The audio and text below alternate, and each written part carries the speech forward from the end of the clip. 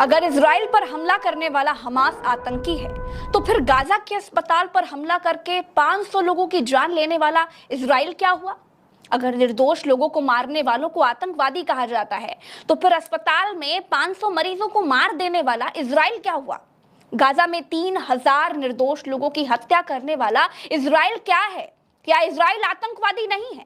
और यही सवाल दिन भर दुनिया भर की अलग अलग सोशल मीडिया में घूमता रहा और यही बात लोग पूछते नजर आए। दोस्तों, गाजा के अल अहली अरब अस्पताल पर इजरायली सेना ने मिसाइल गिराकर 500 से ज्यादा मरीजों को मार दिया। इजराइल को शक था कि अस्पताल में आतंकी छिपे हो सकते हैं, इसीलिए अस्पताल में मिसाइलें दाग दी गई। जैसे इजराइल को शक था कि इन मस्जिदों में आतंकी छिपे हो सकते हैं, इसीलिए गाजा की 4 मस्जिदों को तबाह कर दिया।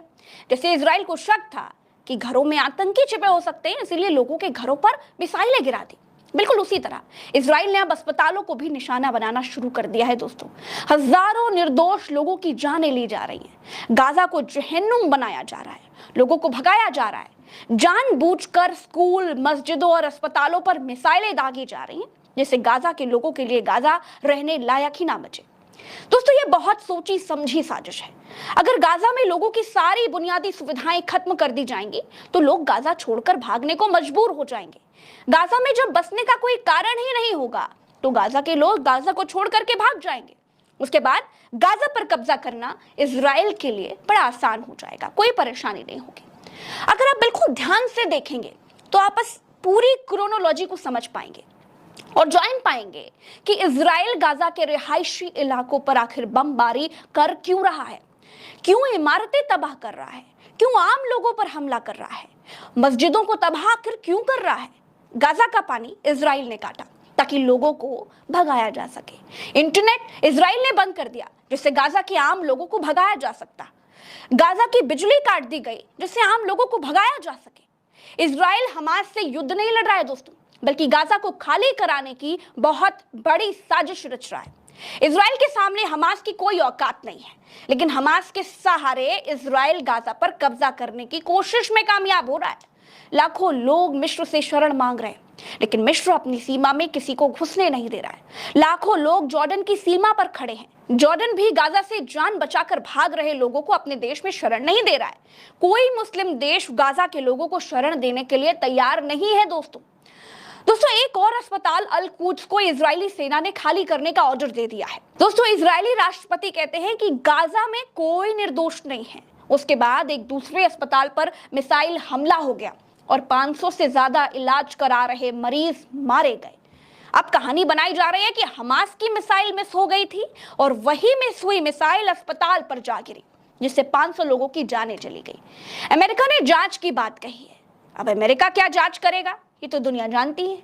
जो युद्ध करवा रहा है वही जांच की बात कह रहा है।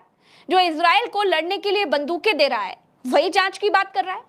एक वीडियो जारी करके बताया जा रहा है कि ये वही मिसाइल है जो मिस हो गई थी और अस्पताल पर गिर गई, लेकिन इसे फायर किसने किया और इस वीडियो की सत्यता क्या है, ये किसी को नहीं मालूम। दोस्तों, गाजा में ही करीब 3000 लोग मारे जा चुके हैं। हमास के आतंकियों को मारने निकली नेतन्याहू की सेना ने 3000 के करीब आम बेकसूर लोगों को मार दिया है। इजराइल अपने सभी पाप हमास के सिर पर मढ़ रहा है। हमास आतंकी संगठन है। हमास को खत्म करने के लिए इजराइल ने नरसंहार का जो रास्ता अपनाया है दोस्तों, वो सरासर गलत है। अगर सबको हमास ही मार रहा है, तो अब सवाल ये उठता है कि Israeli rocket, Israeli fighter planes और इजरायली बंदूकों से क्या फूल बरस रहे हैं?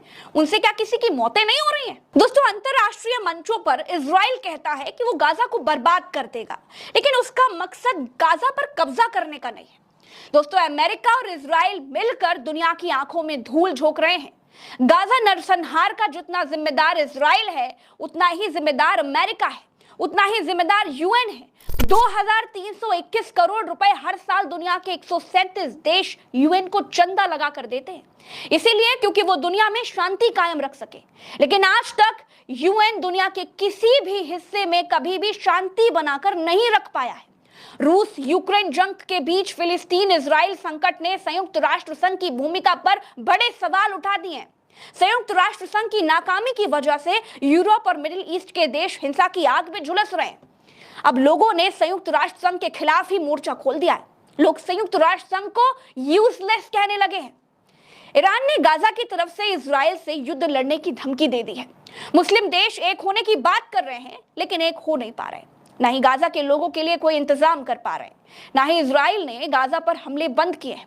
ईरान गाजा की तरफ से लड़ने की धमकी तो देता है, लेकिन लड़ने पहुंच नहीं पा रहा है। अब इस युद्ध में यह दिखाई देने लगा है कि गाजा पर जल्द ही इजराइल का कब्जा होगा। बहुत जल्द गाजा पर अमेरिका और इजराइल राज करेंगे। मुस्लिम देश सिर्फ बातों के बताशे बनाते रह जाएंगे। इजराइल और फिलिस्तीन के बीच युद्ध का यह 10वां दिन है दोस्तों। गाजा के अस्पताल पर हुए हमले पर फिलिस्तीन स्वास्थ्य मंत्रालय का कहना है कि अगर इस हमले की पुष्टि हो जाती है तो यह हमला 2008 के बाद से लड़े गए 5 युद्धों में अब तक का सबसे घातक इजरायली हवाई हमला होगा।